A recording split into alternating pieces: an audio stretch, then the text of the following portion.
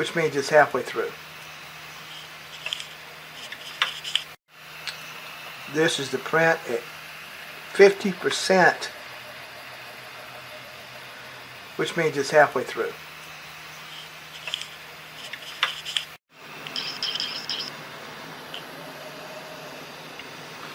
At 80%, well actually 81.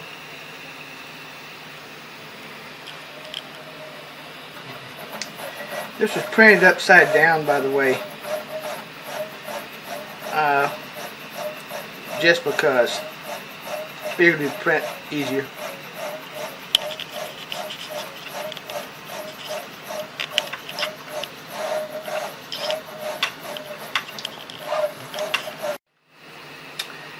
Now at 87%.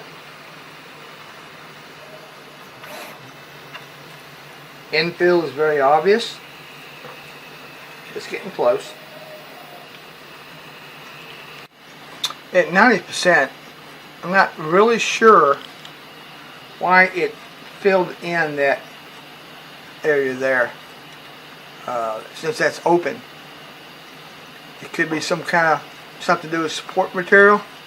We'll find out at some point. But